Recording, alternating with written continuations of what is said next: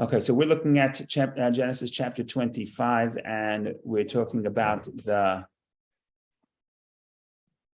episode that begins on verse 29.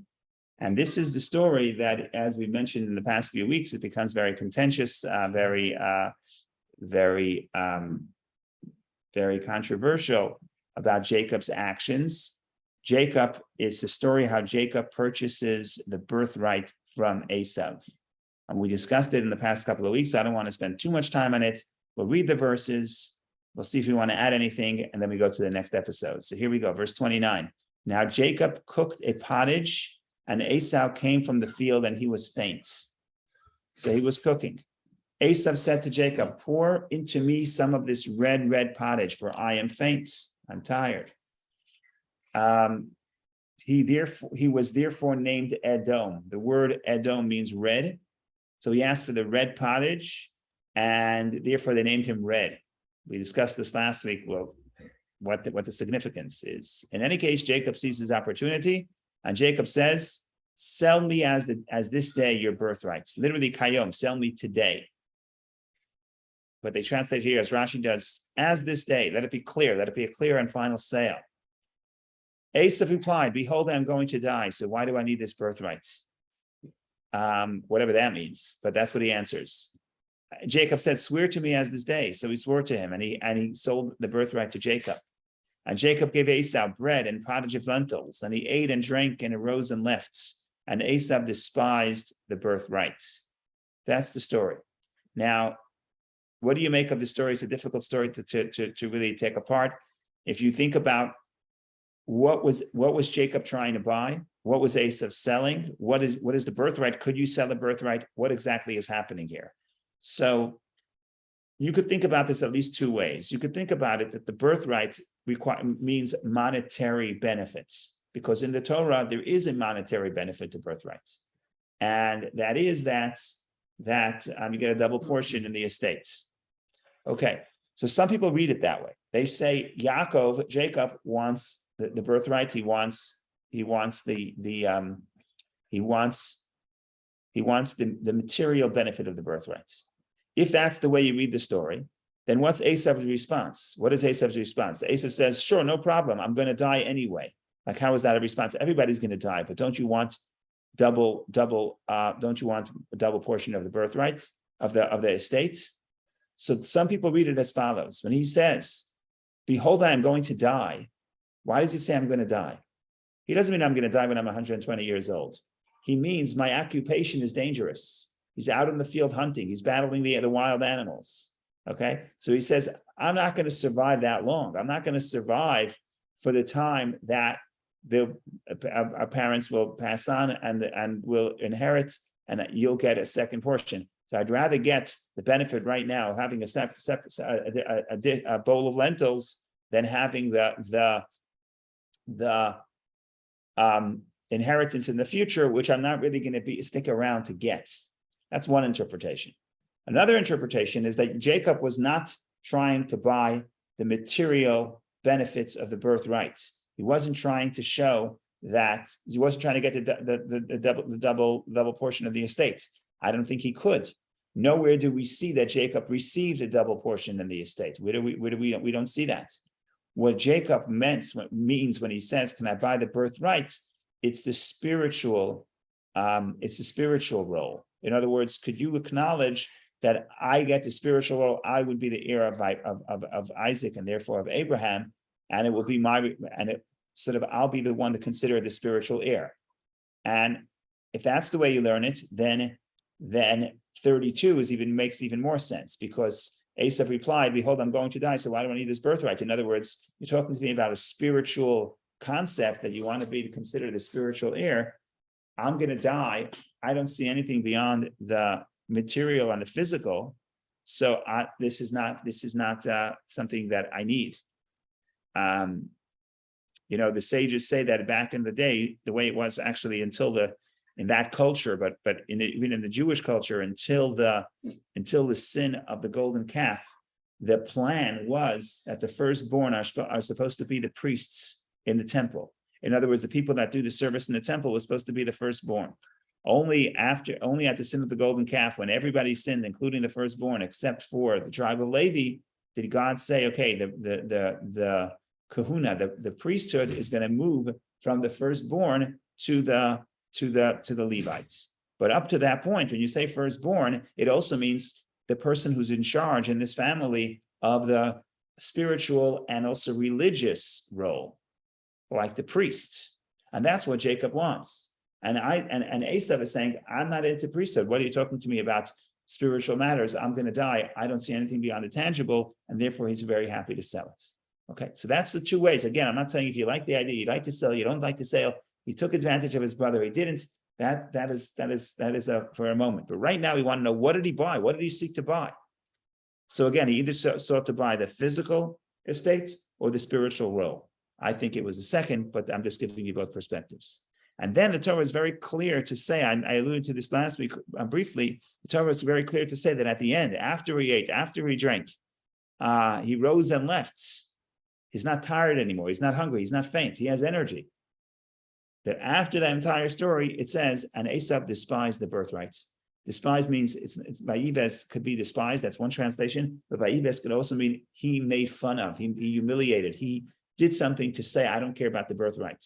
So the sages say that that's important, because if someone is starving to death and you say, okay, I'll give you a piece of bread if you sign your house off to me, and he does, it has no legal validity, because they could say the person was coerced because of the circumstances. It could be a claim that the person wasn't in his right mind. What happens here is after he ate, after he drank, so he was not faint anymore.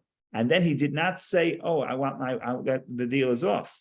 Instead, he despised it. He kept laughing at it, saying, what do I need priesthood? What do I need to serve in the temple? I don't believe in this stuff.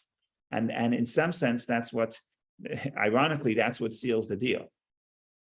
So that is the story of the purchasing of the birthright. It becomes very important later in the story, when Jacob once again does things that seem to be that are trickery, in the sense that Jacob steals the blessings that his father intended for the older brother. And then this story comes up again. So we're going to get back to this. This is not going to run away. This story is in the background of the relationship between Jacob and Esav for decades to come, for their entire life, really, after this point. So this is the story. If anyone has any comments, questions, if not, we're going to continue, but we're going to have to come back to this, because the future stories are woven right back into the story. Go ahead, Vicky, please. Yes, thank you, Rabbi. I have, again, communication questions. Do the parents knew about the transaction? I would guess that at least the father did not know. I would guess that at least the father did not know. Why am I saying this? I'm saying this because of what happens later. Later, what happens is that when Esav realizes, when Isaac realizes that the younger brother stole the blessings from the older brother, he's frightened. So it says, Isaac is frightened with a great terror. He's like, something is wrong. And he says, who did this? Who could this have been? Someone else came and took your blessings. Who could this have been? And then Esav says, it's my brother Jacob. That's why you called him Jacob. The word Yaakveni, the word Yaakov could mean heel, but it could also have the connotation of trickery. So he says, he tricked me twice. He purchased my birthright, and now he took my blessings. And all of a sudden, after Esav says that statement, things change. Isaac says things, and then he says, Gam Baruch Yah, let him also be blessed. In other words, you see that the fear and the terror that maybe he did something wrong vanish. What changed? Why did the fear and the terror vanish? Right later on, he says, right after this, says, let Jacob be blessed. And a few minutes later, he's blessing him that he should go to find a wife in Haran. And he says, God should give you the blessings of Abraham. This is not the way a father who thinks that his son just cheated him and a moment ago was frightened with a great terror. It's not the way you would expect him to react. So I think that at least a logical suggestion would be that when he finds out that Esav sold the birthright, then he's like, okay, so then it was meant to be. Then I see that it's not Jacob coming to go against the divine plan, but he's comforted that that's the way it was meant to be. So if that's the way you're going to read those verses, then you would have to assume that at least the father did not know. Did Rebecca know? I would like to say yes, because at the end of the day, she is involved in the tricking of the father. So if you want to defend your great grandmother, which doesn't cost me money to do, why not? I would like to say that maybe, if you need a reason for her to make it easier to say why she pushed Jacob into taking the blessings. So if she knew about the sale, then it makes it a little easier to swallow. I'm not going to say we're in love with the story, but it makes it a little easier to swallow, at least for me. So she asked. She also has knowledge about She has the knowledge from the prophets. Yeah, and the prophets already told her. But still, it's still if Esav himself sold the birthright, a little easier to swallow the story. So if you ask me which perspective I want to take, I would say Isaac didn't know.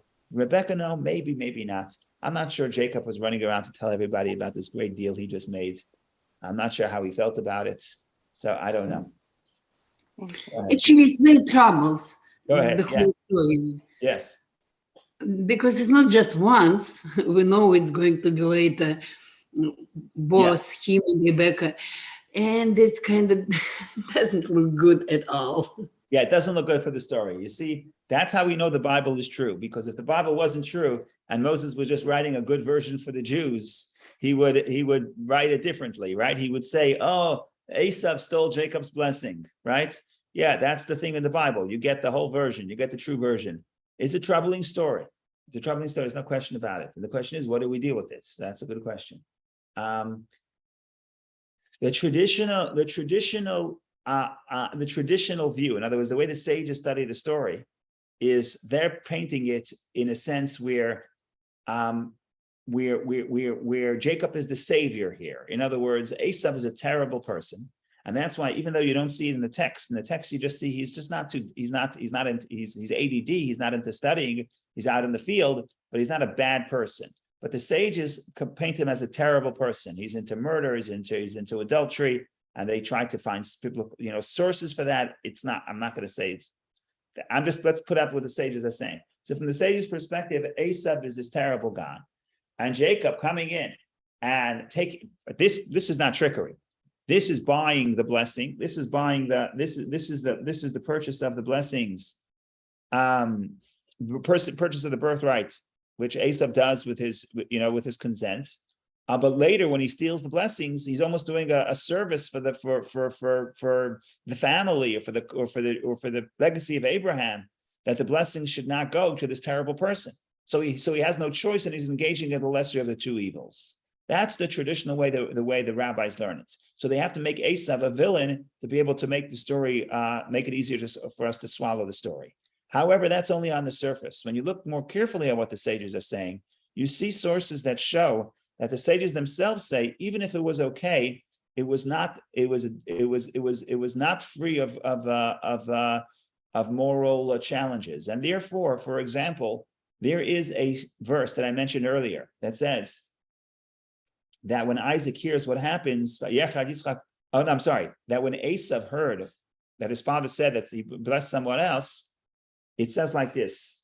Let me find it. I don't want to say something by heart.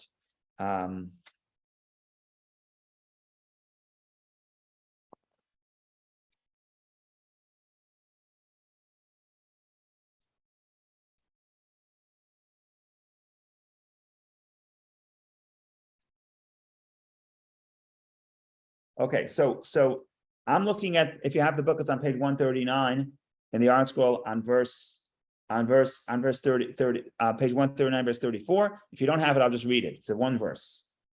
When Esav heard his father's words, what? His father said, someone else came and I blessed the other person.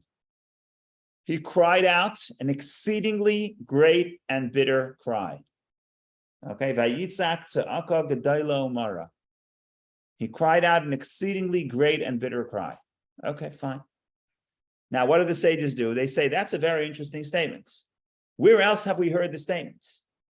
So if you come through the Bible, there's one other place where it says an expression like this. He screamed he cried out an exceedingly great and bitter cry. Where did it happen? Where else do you see this? Where do you see it? You see it in the story of the scroll of Esther.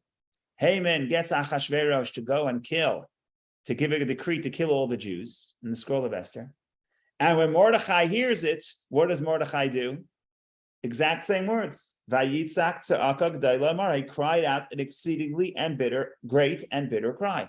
So that's the only two times in the Bible. You have Esav crying because his blessings were stolen.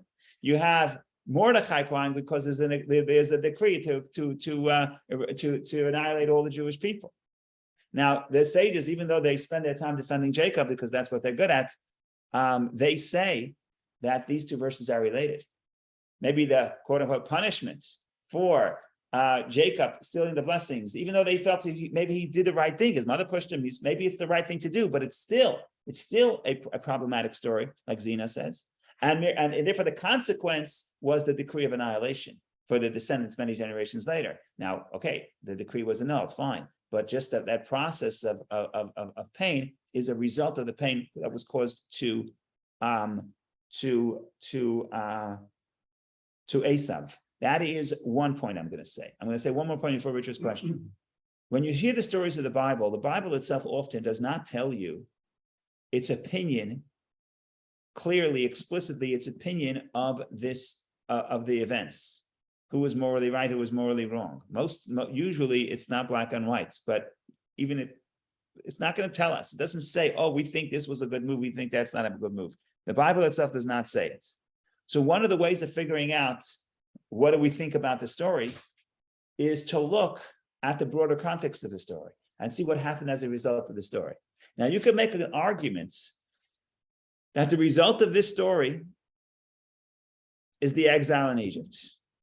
It doesn't say so in the Torah. The Torah doesn't say, and I'm not going to say that's the only reason, because earlier it says God already promised Abraham that his descendants will be slaves in Egypt for 400 years earlier. But if you want to think about this, you want to think about what brought the Jews to Egypt. What brought Jews to Egypt is the famine. Okay, well, what really happened is the fact that the brothers sold Joseph as a slave to Egypt, which was negative, turned out to be positive. But let's just talk about the chain of events. Why did the brothers sell Joseph to Egypt? As a slave to Egypt, which is the most terrible story in the book of Genesis. The brothers, not the most, there's a few competitors where the brother killed the brother, but it's certainly a terrible story. One of the top few terrible stories where the brothers sell their brother Joseph as a slave. Why did the brothers sell Joseph as a slave? Because they were jealous of him. Why were they jealous of him? Because the father loved him. Why did the father love him? Because the father loved the mother. Okay, so you got to go back. It's really a competition between the two mothers. Jacob marries, as we'll see later, he marries two wives. He was tricked. He wanted to marry Rachel. Instead, he marries Leah. Rachel's children are jealous that Jacob loves. Leah's children are jealous that Jacob loves Leah's oldest. Leah's children are jealous that Jacob loves Rachel's oldest son, Joseph. So again, why did the brothers sell Joseph as a slave? Because the father loves Rachel more and married two sisters, was tricked into marrying two sisters. Why did that happen to begin with? Why did Jacob run away, have to flee and run away and be in a position where he can be tricked into marrying the wrong sister instead of doing what his father did, which is you send a messenger, you find the girl, you bring the girl to you, and you marry the right girl. What's the problem? Right? Why wasn't he in that position? Because he had to run away. Why did he have to run away? Because his brother wanted to kill him. Why did his brother want to kill him? Because he stole his brother's blessings.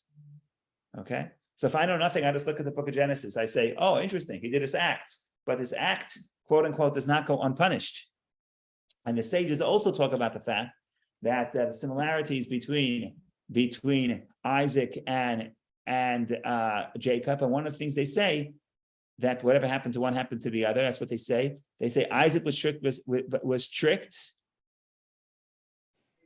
Isaac was tricked by his son, Jacob, and Jacob was tricked, and it gets even more similar. The way Jacob tricks his father when he steals the blessings is he dresses himself, he puts goat skin on his hands so he can be hairy like Esau. Talmud says, okay, what happened next generation? Jacob's sons tricked him. also with a goat, with a kid goat. Because when they sell Joseph, they realize that the father's going to be upset. So they slaughter a goat, and they dip the tunic in the blood of the goat, and they bring it to the father, Joseph's tunic, and they bring it to the father, and he says, recognize, is this your son's? And he thinks that he's devoured. So in other words, the sages, even though they're going out of their way to defend Jacob, it's not that they're saying that this story is 100% morally okay. And it's not like they're saying there's no consequences from the story. So it is a complex story. It's morally complex. That's what I have to say. Go ahead, Richard. Thank you. Okay, so Jacob stole from Esau, correct? Yeah, I feel like I'm in a deposition. It's not a yes or no question. Yes, the answer is technically yes. Okay, then here's what I wanted to ask. The 10 Commandments says, thou shalt not steal. Right. So How does that? So how we're does going to defend. So Jacob is going to hire an attorney, and the attorney is going to get up, and the attorney is going to say, "Oh, really? Jacob stole the blessings. Really? Are you sure?" And Esau is going to say, "Yeah, the guy stole my blessings." So the attorney is going to pull out a document and say, "Don't you see here? You signed off that you're selling your birthright." So Esau says, "Oh yeah, I did that a few years ago." So then the guy's going to say, "So have a nice day. Case dismissed." In other words, if you want to talk about the technical. Is it technically stealing? Okay, I don't know. Was Jacob the most honest? Did he get it the most honest way? Of course not. But is it technically stealing? It depends. We'll leave that for the jury. You're the jury. But the lawyer, if you have to defend Jacob, that's what we'll say. We'll say the guy sold the birthright. So actually later, also Jacob engages in things that are not 100% truthful. He tells his father, "I am Esav, your firstborn," which is a straight out lie. He's not So he lied to commit the crime of stealing.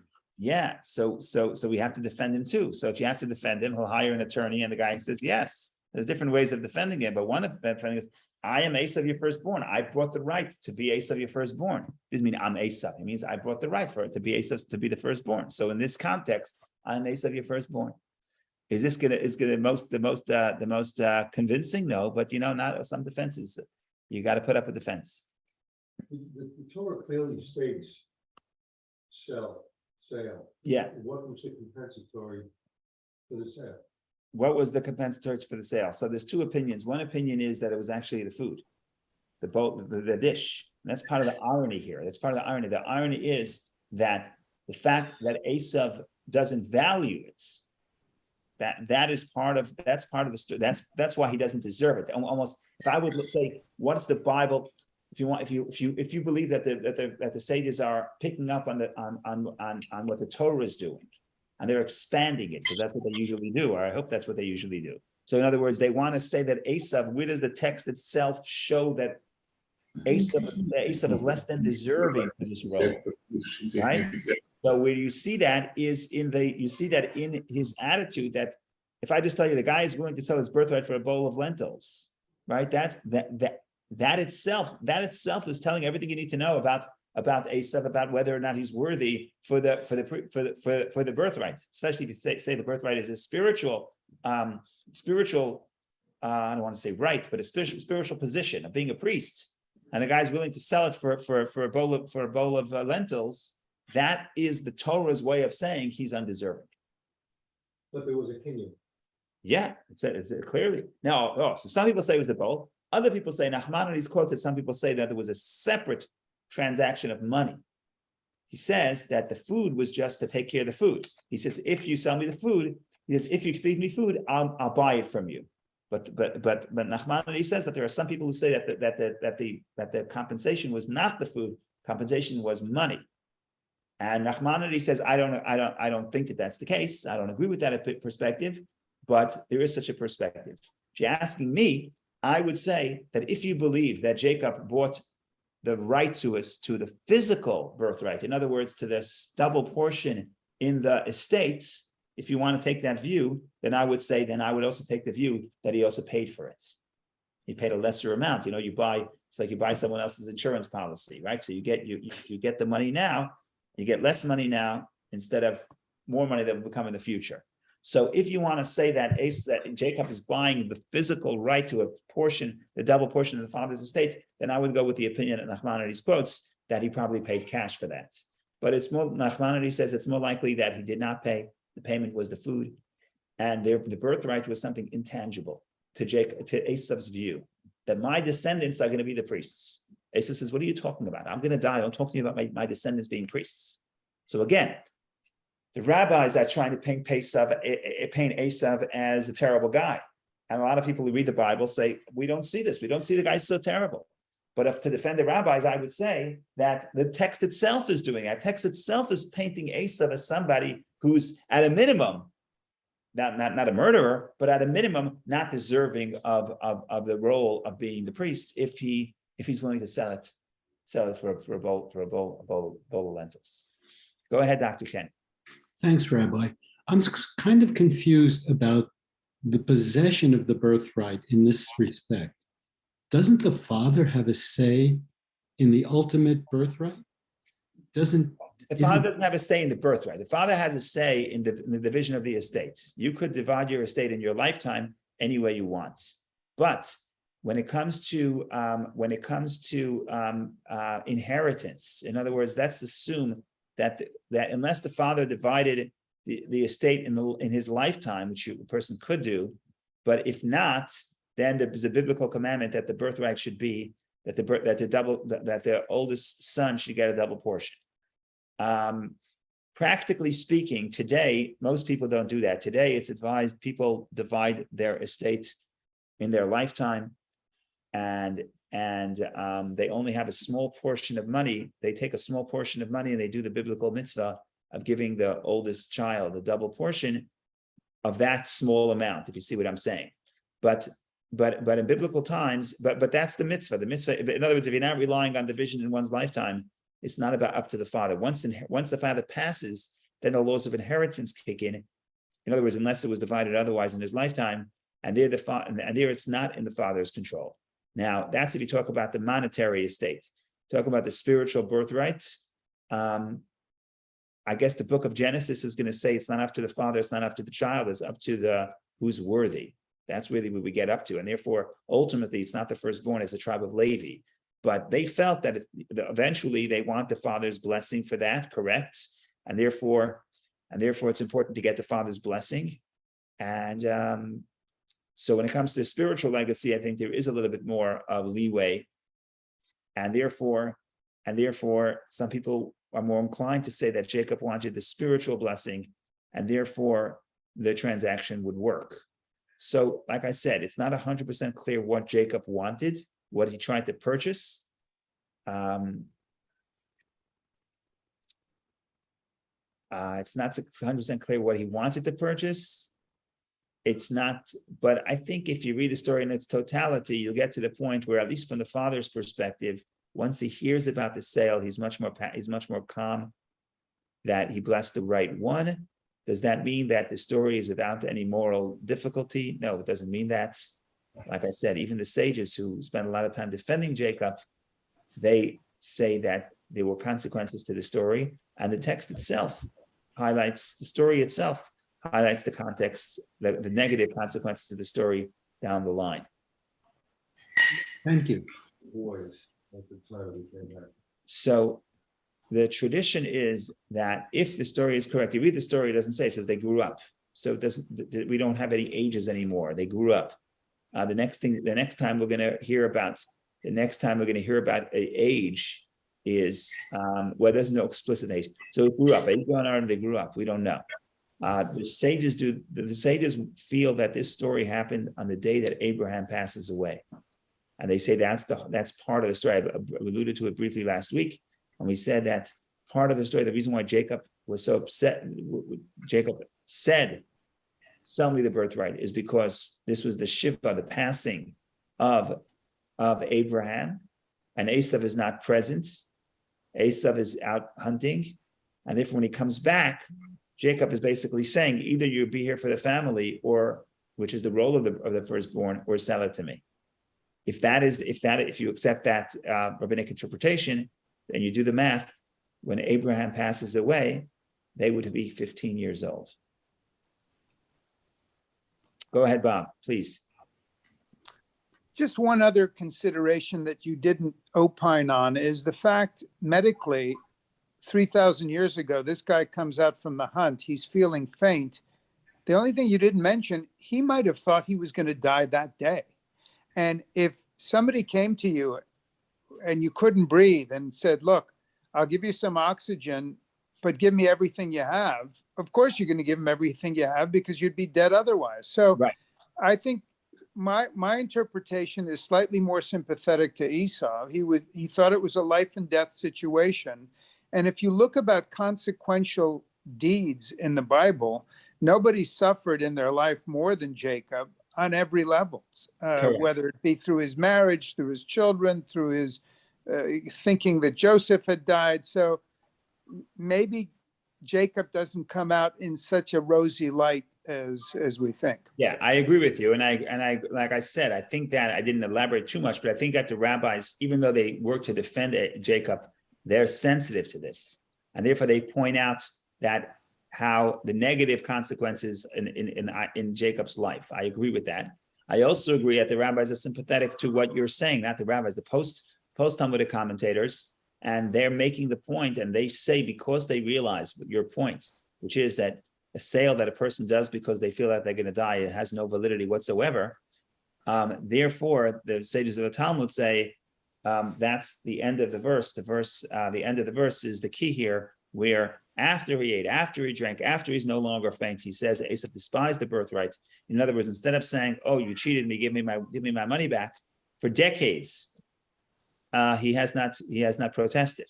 So that is telling. And again, whether I'm not telling you how you should view Jacob or Esau and who your sympathy should lie with. I'm just telling you that I think the rabbis were aware of your point.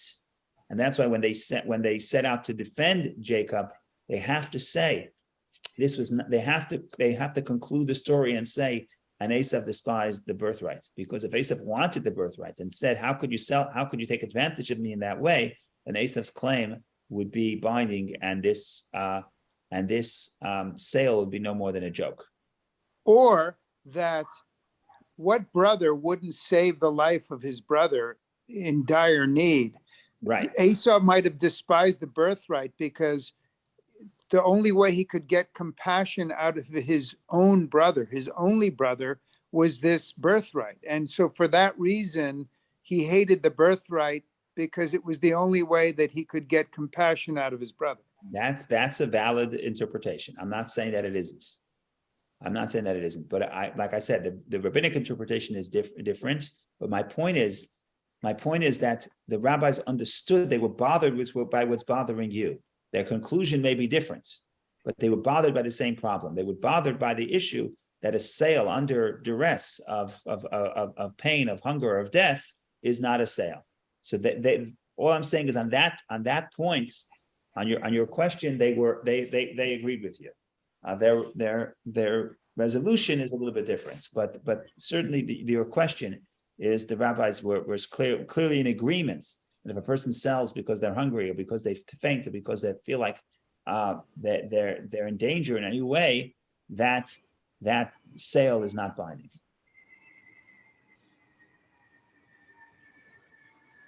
Okay, it looks like Zach wants to ask a question or support the rabbi, and then we'll have to. Yeah, we're going to be here all day. So after that, we'll see. I'll try to be quick, even though I think, Rabbi, with all due respect, you're trying to defend undefensible. Talmud is it's not just moral law, but also legal in all regards. Where are two witnesses? Where was just compensation for this birth of rights? And there was nothing, and it was a joke at most, if it really happened. And also, I despise the fact that they're trying to make the people who write Bible, they're trying to make bad guy out of Jacob because they wanted to portray him as something. I mean, he's not intellectual. He really didn't want to have this birthright and stuff like that. They stole from him his birthright. Maybe he joked, or clearly he didn't mean it. It was absolutely illegal. It was bad spot in Jewish history, and we can just agree on this and move on. But there were a couple of black spots in Jewish history. This is one of them. I'm not completely disagreeing with you, and I don't think the sages are completely disagreeing with you. And I think that in some sense, like Bob said, the story speaks for itself. The Jacob's life is in some sense a response to this story, that he suffers more than any other patriarchs. He says when he meets Pharaoh at the end of his life, he says, "My days were few and bad." That's how he characterizes his life. He certainly did not have a good life. And Bob says that's the Torah's way of saying that deeds have consequences. And like I said, that you can actually trace the source of not only his sorrow, his pain, but also Jewish history, the fact that we end up with this inner division, which later leads us to Egypt, which later leads to the slavery of Egypt. It all could be traced back to this event. So I'm not wiping that away. But I'm here to portray how the Jews looked at this story the last 3,000 years. And in some sense, they understanding all of that, they saw, look, Jacob has no choice but to engage in dishonesty, and we call it a black spot, because he had to do what he had to do to be able to, for the cause, in other words, to get what he needed to get. And sometimes you have to do things that are less than honest to survive. And that was another perspective of the story. But also, like I said last week, that they're viewing this as they want to understand the relationship between the Jewish people suffering under Roman persecution, and later the classic commentators were talking about European persecution, which they saw as the heirs of Rome, and they want to understand the context of what's happening, and they put it in the context of Jacob and Esav, and there's no question that helps that, and that allows them to project that is why they project back to Esav the negativity that they were seeing in Rome at the time, the brutality that they were seeing in Rome at the time. So that was a way of understanding, making sense of life and making sense of history. Now, if you say, if I just look at the biblical text, does this fully, does the biblical text, is that very convincing, the biblical text? You say, no, I'm not necessarily disagreeing with you. But I'm just trying to give you the feeling of how the Jews study this passage throughout history. And if you have, and it's, again, it's a way of trying to understand not only the past. You say we have a blemish in our history, but it was, for them, it was a way of understanding the present. And the present was complicated. On one hand, we felt that we have the superior spiritual side over Rome. In other words, we're connected to morality, we're connected to God. On the other hand, we're being persecuted and we're suffering. And maybe that's the two sides of the story, where we did something wrong, so we suffer. We sin, so we suffer. So there's some element of that as well. They didn't have to, that was life. So they didn't have to, that was obvious. The suffering was obvious. They didn't have to elaborate upon that. Terrible persecution. But on the other hand, you say they were trying to portray this in a way that we have a moral superiority. We're not perfect. We sin. We could be punished. But in some sense, in the question of how we value spirituality and value ethics and value morals, we want to have the upper hand. And that leads them to say, well, Esav is not, he's just interested in the here and the now. We said last week how the commentators do this. He doesn't care about the dish. He doesn't care about its nutritional value. He wants just the red. He wants the external. He says, don't talk to me about the future. I'm dying. They're trying to portray him as somebody who's here for that moment, and trying to portray Jacob as somebody who's here for priesthood. He says, I want my children to serve in the temple. Esav, the way the rabbis are portraying this conversation, Esav was like, what are you talking about? You want your children to serve in the temple? We don't speak the same language. Now, I'm not saying you have to adapt that, say this is what Esav actually thought, but this is the picture that the sages are building to understand their relationship with the world around them. And like I said, it's not that we're perfect. We're clearly not perfect. We're clearly suffering under terrible persecution. So there's no point to saying we're not perfect. It's obvious. It's obvious that we're on the receiving end of terrible brutality and terrible suffering. But then the question is, but what's our story? What's our claim? Okay, our claim is that we may have sinned, we may be suffering, but we have the moral upper hand. So again, I'm not telling you that I'm not telling you that you have to adapt this, but I'm just saying this is how the Talmud, and certainly also the post-Talmudic classic commentators, this is how the tradition views the story. that the story is too good to let go of. So that's why everybody has their own way of reading it. So I'm not going to deprive anybody of their own way of thinking about this. Just one comment about that, it's a win for intellectual and for moral people. I was in Russia and Soviet Union when they persecute Sharansky. Right. And they never said that in all newspapers there was campaign against him, against other Jews. And they never said it's because he was for Zionism or he was for Jewish belief. No. It's because he had some problems with women and he was, bad moral. So just a way to build, to make a personal attack to present your story, and that's what's happening here. Where he was a hunter, he was not intellectual. Come on. I'm not. I said I made my pitch. I made my pitch. Now you made your pitch. Now it's for the jury. Okay. Now it's for the jury to decide.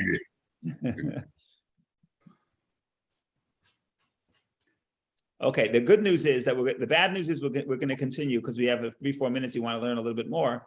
The good news is we're going to get back to it when we get back to the story of the sale of the birthright. But I want to do at least begin the next story so that we can next week. I know we don't go back to this. No, I'm kidding. Okay, what's the next story? There was a famine in the land again. Wonderful. Excuse me, Genesis chapter 26. I'm going to share the screen. There was a famine in the land, aside from the first famine that has been in the days of Abraham. And Isaac went to Abimelech, the king of the Philistines, to Gerar. Isaac, in a few portions ago in Lech Lecha, there was a story, there was a famine. Abraham goes to Egypt. His wife was taken. God has to intervene, and he gets his wife back. A similar story happens here, but there are significant differences. Number one, Isaac does not go to Egypt. If you see verse 2, verse 1 says Isaac goes to Abimelech, the king of the Philistines, to Gerar. Gerar is a little bit south of Israel, outside of biblical Israel. It was roughly where the Gaza Strip is today, maybe a little more, maybe the southern Gaza Strip. He's going to Gerar. But now, what do you go to Gerar for? If there's a famine, Gerar is not going to help you. Going to the Gaza Strip, if there's a famine in Tel Aviv, is not going to help you. What you have to do is you have to go down to Egypt, where the Nile is. So the truth, because that's where the water is. So the truth is that he didn't really intend to go to Gerar. It was on the way down. He was intended to continue to Egypt. And that's what happens in verse 2. And the Lord appeared to him and said, do not go down to Egypt. Dwell in the land that I will tell you. In other words, God says, unlike your father, you should not go down to Egypt. Now the question is why? So we'll get to that. And he promises, sojourn in this land, and I will be with you, and I will bless you. To you and your seed I will give these lands, and I will establish the oath that I swore to Abraham your father. And I will multiply your seed like the stars of heavens, and I will give your seed all these lands, and all the nations of the earth will bless themselves by your seed. Because Abraham hearkened to my voice and kept my charge, my commandments, my statutes, and my instructions. And Isaac dwelt in Gerar. Now, next to the story, you're going to see that that's what happened. Same thing happened there, where his wife was taken, similar to Abraham. Because he said, my wife is my sister, similar to what Abraham. So we'll elaborate upon that story again. There's a lot more to say here, but we'll look at those comparisons. But even from the beginning, the simple question is, why is Abraham different than Isaac? Why is it that Abraham is supposed to go, according to most opinions, he went to Egypt, but he was supposed to go. Certainly God didn't tell him not to go. And here Isaac says, do not go down to Egypt. So that's one point we want to think about.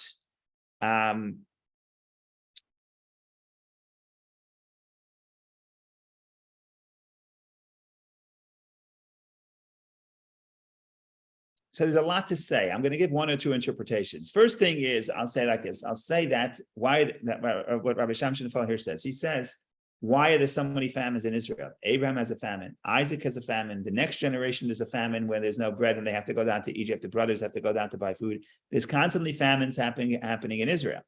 And what he says, that Israel naturally is not a place that is immune to famine.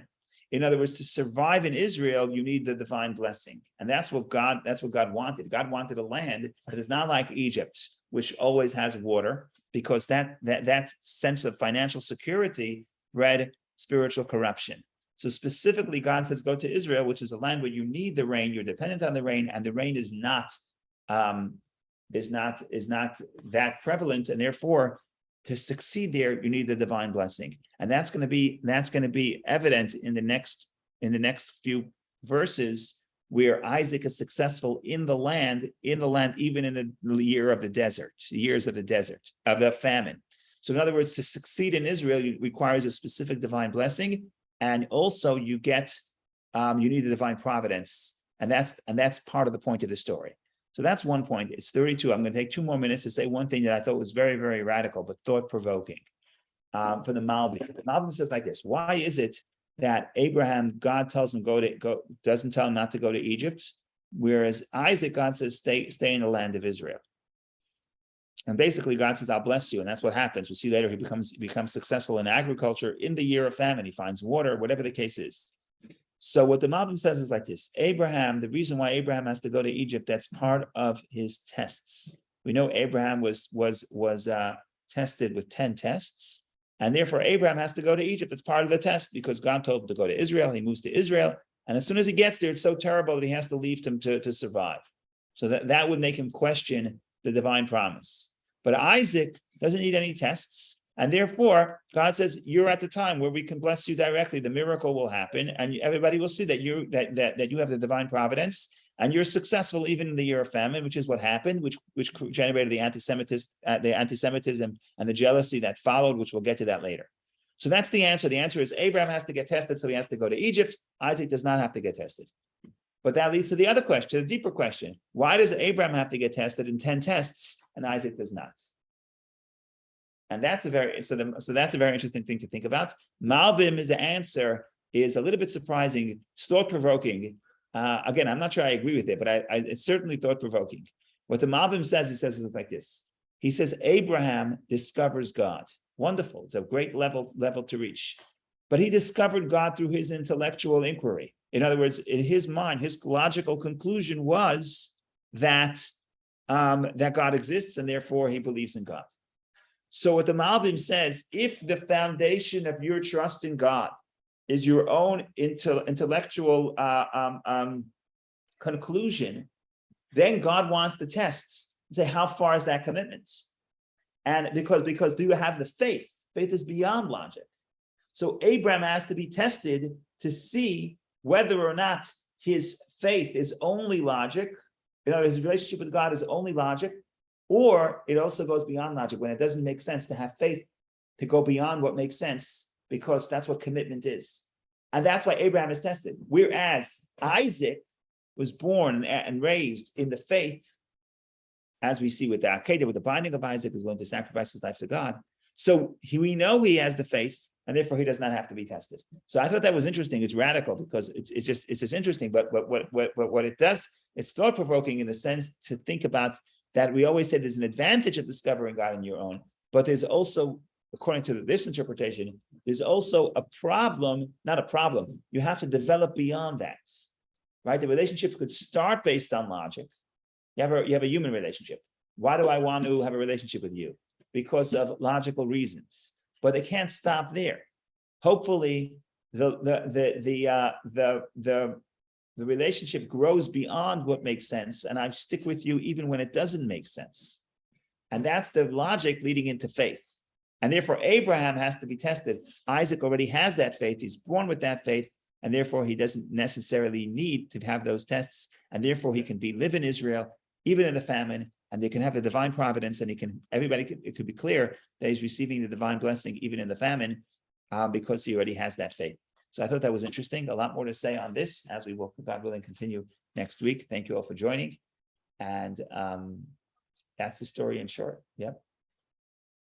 Thank you. Thank you, everybody. Thank you.